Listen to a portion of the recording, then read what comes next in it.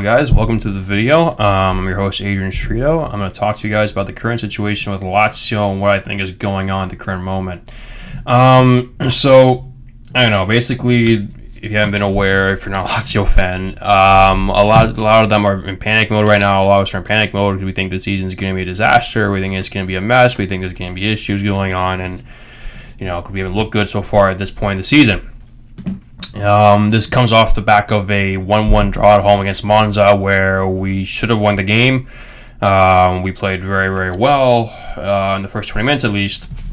And then all of a sudden after we scored our first goal from a Ciro Immobile penalty kick, we backed off, and then they scored and we tied 1-1. And this seems to be a running theme at this point in the year. Why? I'm not sure if it's a mentality thing, it's a fatigue thing. I'm not exactly sure what the case is, but obviously it's not conducive to what we as Laziali expect from the team, what we believe and we know is capable from this team.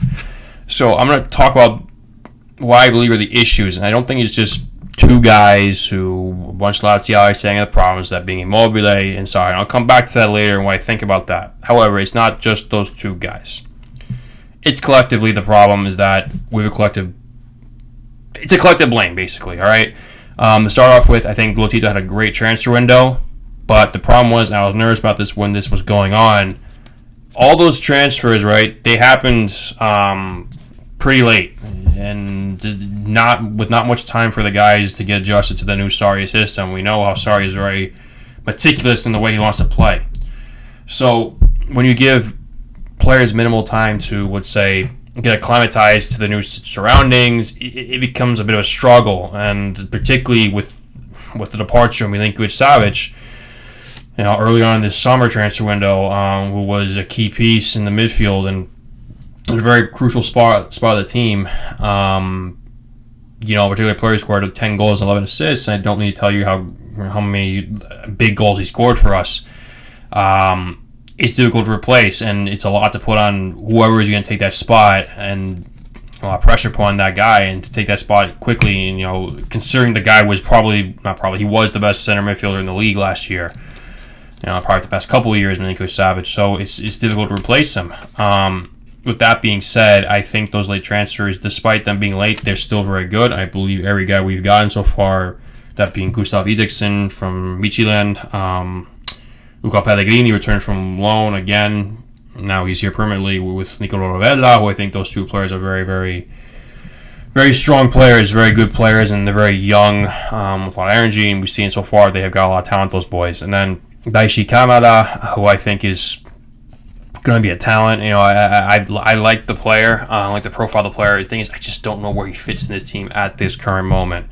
And that's something weird, but again, he's a very, very strong player. I think he's going to do well here. Then we got Matteo Guendouzi, who I think is another great center midfielder and probably the most similar characteristics-wise to Milinkovic-Savic in terms of replacement. But again, we shouldn't put that pressure on him right away because it's very hard to fill those shoes. And of course, who else came in? We had Tati Castellanos, who, man, that guy can jump like an NBA player very easily. He's got incredible hops. I think he's got a lot of talent. He's a good poacher of the ball, and I just think that we need to find a way to get him in the game, obviously. So another thing, too, I want to get back to is mentality.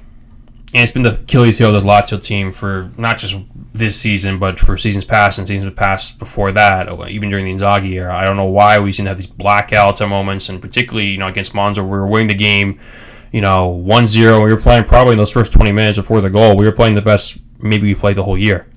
And to me, it's just weird how all of a sudden we scored a goal and we didn't play with the same intensity, but it's not just that. I thought, okay, maybe we're just going to pack it in and be defensive because we played that very intense game against Atletico de Madrid earlier in the week. But no, we didn't do that. We didn't get tight defensively. We're giving away a lot of chances. There were, some goals that could have been scored against us earlier on, if not for offsides and stuff like that. So it was just weird to see them kind of switch up mentality-wise. Why? I don't know why this keeps happening, because it's a little annoying as a fan, obviously, because here you are giving away points to teams that on paper aren't as good as you. Despite Monza playing well, by the way, but they do. They do play well, Monza. But on paper, they don't have the same quality as we do. And it's just really weird to see him give away points like that. So, that's what could hurt you later on in the year. Particularly in the Scudetto race, which this year is going to be very, very weird. I'm telling you now, it's going to be a weird Scudetto race because a lot of teams around us who are supposed to be our competition are dropping points right now. And it's just unpredictable at the moment. Besides the Inter running away with anything, they look like the favorites at the moment. However, you never know. Again, back to the point, I got to say it, man. It's just, this mentality thing is becoming a very big issue. Just losing mental focus or what, I don't know if it's mental lackadaisicalness where we're just like we don't care after a certain point, or we just don't give the same intensity and focus just because the opponent's not as strong, and then also when we play against a big team, we beat them. Last year we were considered to be the giant killers. It's just weird. It's just so weird how this keeps happening, and I would like it to be addressed in some way, though I'm not sure how that would be, but it has to happen. It has to happen because so far we've lost to Lecce, who, shockingly enough, are in third place right now, so they're not a fluke. They look like they're a very good team at this moment. They play well. And then we lost to Genoa in kind of an unceremonious fashion. We didn't play as well as we could have. I really didn't think we did, and we're playing at home. We should have done more, even though the pitch was very wet. But then again, that's not an excuse. You have to still perform. Thing is, Napoli, we played well. We won the game. And it's just this constant fluctuation is weird. Then, of course, we lost to Juventus in kind of a controversial manner, if you want to call it that, or we just didn't play well, which we didn't play well. But again, then we come against Atletico de Madrid, and we played a very solid game. We conceded a very unfortunate goal. Again, when the ball deflected off Daichi Kamada's foot and it went in, but then we scored one of the best goals I've ever seen. I was going into delirium once we scored it. With Ivan Provadel scoring a sensational, really striker's goal running between the two center backs, and then it was the two center backs, but between the two defenders, and then finding the space, heading it on, and scoring. I mean, that was an unbelievable goal, and sent the whole stadium and sent me in delirium. I was running around my house like a head case. I shouldn't say that, but like a madman, because at this point I had never seen a goal like that, and especially from a keeper, and it was a sensational goal. I was jumping on the roof, pretty close to it. I was jumping on top of my door. I was running around. It was just a moment of jubilation. And, I thought from that point forward, all right, we've woken up. We're going to come back and beat Lazio again. And then this game against Monza, we didn't. Or at least we were for those first 20 minutes, and then we fell off. And it's an issue, guys. Obviously, that is something that's more... Actually, to me, that's the most concerning thing. Not necessarily the players. That's the most concerning thing, is switching off. Because this is not a problem that's starting this year. It's a problem that's been going on for the past couple of seasons now. So that happens, and then the other thing too, when you talk about, is the defensive cohesiveness, which I think is the other big issue. Okay, for whatever reason, our team is not as defensively cohesive this year as it was last year, and it's not just the back line, guys. When we defended last year, we defended with taking away those spaces between the defense and the midfield, and we did defend that kind of airtight pocket in a sense, that airtight posture. We were hard to break down, and that's why we had the second best defensive record in the league, because people couldn't go through us like that very easily. And it's just strange, man. It's just strange how we just don't seem to come back on defense. I can think of Sakai many times last year making critical tackles, as a forward, and breaking a lot of plays, and it's just that lack of defensive contribution for whatever reason is not there right now. So yeah, that's just seems to be missing, the defensive cohesiveness. And it's something that needs to be addressed, obviously, because it was a big reason why we had success last year. Then carrying on over to the next thing I want to talk about, which is the struggling players. So here's the thing about that. I think it's a mixture of different things. I think it's a mixture of injuries, fatigue, maybe there's mentality underneath it all. But here's what I got to say. I think the two players who I think need to be playing better and haven't so far, and it's not completely their fault, and if my theory is correct, it's Adam Marusic and Felipe Anderson. Why am I talking about these two guys? Well, they're critical to our team. Marusic has played over Lazio because he's the better defensive player of the two. And obviously, Felipe Anderson is devastating on 1v1s. He can go past almost anybody. And we've already seen it even in, I guess, the game against Napoli, where he was arguably the co-man of the match with Luis Alberto. So, again, it's just weird on that playing as well. And then it kind of makes sense once you understand the full thing, what I'm about to say about the fatigue. Guys, Felipe Anderson's played every single game of the Saudi era. And, these guys may be professional athletes. They may or may not they don't really take time off in the summer anymore like they used to even a decade ago. So that wears it down on your body. And these guys are tired. And it's obvious because Felipe Anderson just seems to not be as sharp, but the talent and the focus is still there, because when he goes past, then that's just something you can tell. When a guy is mentally still there focus-wise, he can do really hard stuff very easily. It's easy things he's not doing, and that's something about Malicic. He's making mistakes that he just doesn't make normally.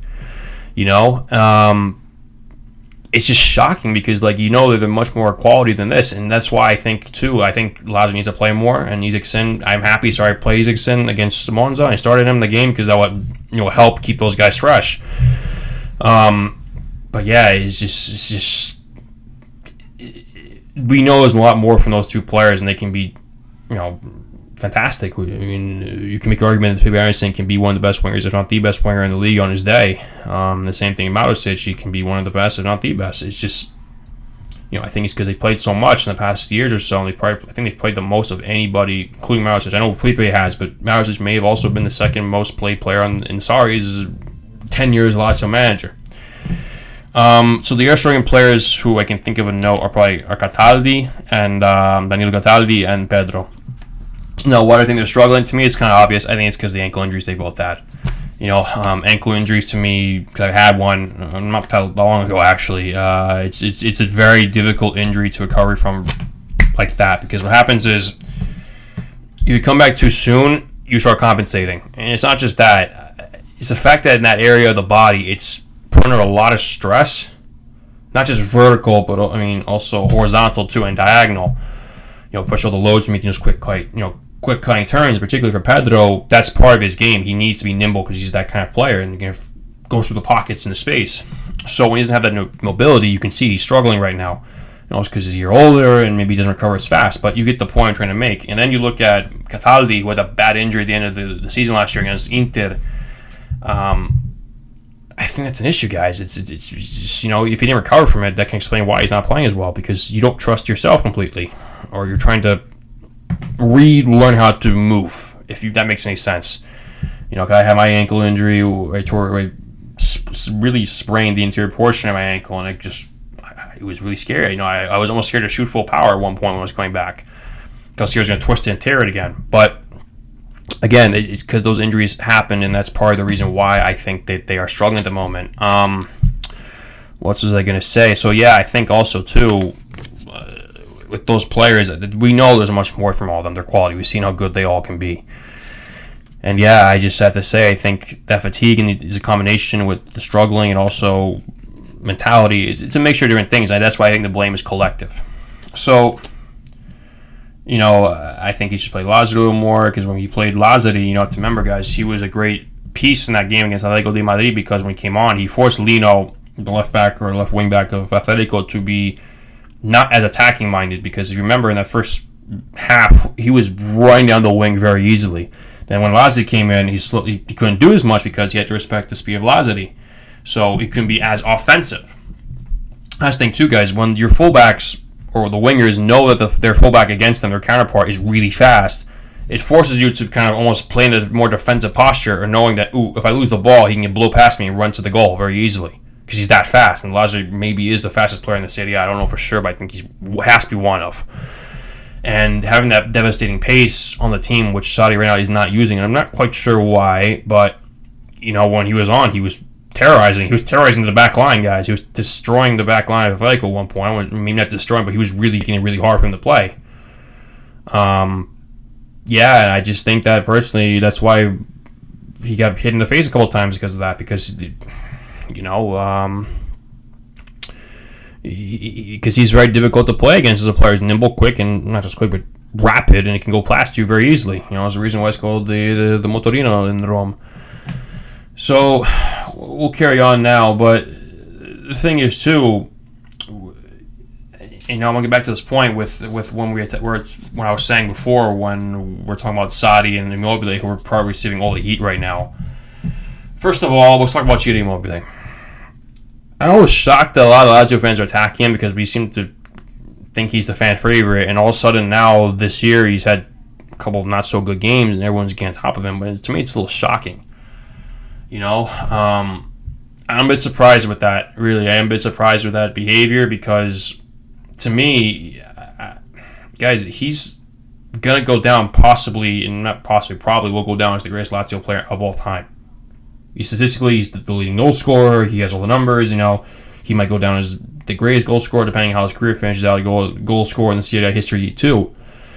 So, to me, it's just a little shocking that I see these guys attacking him, and he still scored a penalty kick. And the thing is too, saying, he's not going low to receive the ball, but then again, that's not how Sarri wants him to play. He wants him to keep the depth by staying high, so then Luis Alberto can stay behind him and create that space or create those pockets where he can play into the channel, guys. That's why I think he doesn't want him dropping in. At least when he's on the field. I mean, last year when he was injured, because he was injured a good part of the year last year.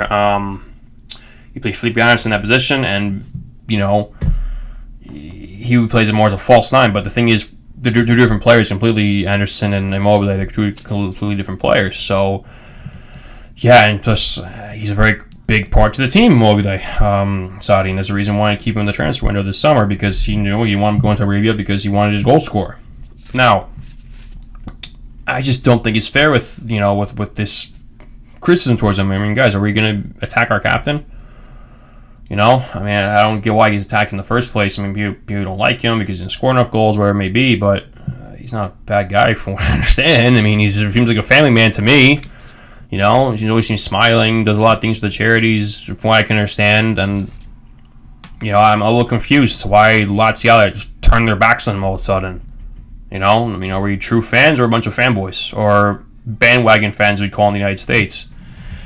I have to ask that question, guys. And I'm going to go to the next person with that same train of thought, and that is with Maurizio Sarri. I see people turning on him so quickly, too. I don't get it, because Maurizio Sarri, guys, has improved the team every single year he's been here as a Lazio manager. We took a huge step forward last year with him.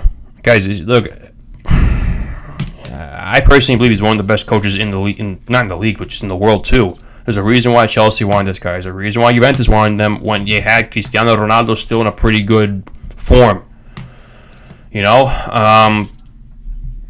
To me, it's just weird that they're attacking him so harshly too. I just don't get it, because Maurizio Sarri, besides improving the team, he's made the team play some beautiful football. And guys, look, we can beat the big teams. I was at the games against Fiorentina, in Firenze, and Milan, Lazio in Roma. Okay, last year, and we won both those games 4-0.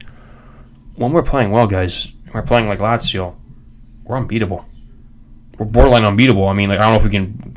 I don't know if that's the case with Real Madrid and Manchester City, but in the league, we can beat anybody, guys. We have to remember, under Maurizio Sarri, we were the first team last year to go into Naples and get a win. First team, and that team was running the gauntlet like crazy, man. They were probably maybe the best team, not the best. They were the best team in Italy, unquestionably, but one of the best in the world. So you have to ask questions too. Why are we attacking a guy who's being able to have success? So it's just another point to bring up. But again, continuing on with all this stuff, I have to say, we have to remember this, and this is the point I'm going to get to mostly. Yes, this collective blame goes around different people, the team's mentality, the late transfers. Sorry, maybe being a little too stubborn at times, but still, I can see him improving. Maybe not being clinical in front of goal with our forwards, or making dumb mistakes in the back. But this is the point I'm trying to get at, guys. It's a moment of transition. We lost a big piece in Milinkovic Savic. You just lost the best midfielder in the league, and arguably a top 5 midfielder in the world, guys. It's just, you don't understand. You're not going to find a replacement for that unless you're going to spend a crazy amount of money. I don't even think that he exists somewhere else. We have to understand what we lost. Do I think we're going to recover from it? I think it's the end of the world? No, I don't think it's the end of the world. I think we'll recover from it. I think we're going to do well. But again, it's a moment of transition. I personally don't think that Maurizio Sarri right now knows his best starting 11. I generally don't, and it's not because I think he's a bad manager. No, I think he's a fantastic one, like I just said. But the thing is, guys, you have to understand, we don't know, and plus, we don't know how players are going to take to the system. How long it's going to take for him, because it's a complicated system. We have to remember, these kind of coaches like Maurizio Sarri are very methodical and very tactical at the way they play, and there's a reason why he drills and drills and drills and drills his players into a certain. I guess you could say he grows them into this certain type of player he likes, right? it's the same thing too with Pep Guardiola, guys. You have to remember, Jack Grealish didn't play his first year really at Manchester City. Why? Because ultimately he had to learn the system. He had to learn the ropes. It's the same thing with Saudi guys. Considering we got a bunch of new players, who are very talented and very good. I think we got all the players we brought in are very good players. I think they've all been good so far. To this point, they have to learn the system, and we're learning how to play without a key player. And so basically, everyone's learning a new style, guys. You have to understand we're all learning a new system of play because the players, the old guard, Luis Alberto, Ciro Immobile, Felipe Anderson, I guess these guys, right? They're learning a new way to play, and it's just a transitional period. And the thing is, too, I can say, like, for example, with Matias Akanji in the first couple of games, he was not taking anyone on 1v1, and I was getting a little concerned. Then the last 2 games he did, and we saw what happened. He created goals. He got a penalty kick because he took guys on 1v1. And again, I think that comes with transition. Mobile was complaining he wasn't getting the balls in the channels. He gets the balls in the channels. What happens? We start playing better. Again, you guys, we're just figuring out how we're going to play without Milinkovic and how these new guys have to be integrated into the system. They have to be, put in and be able to fuse together.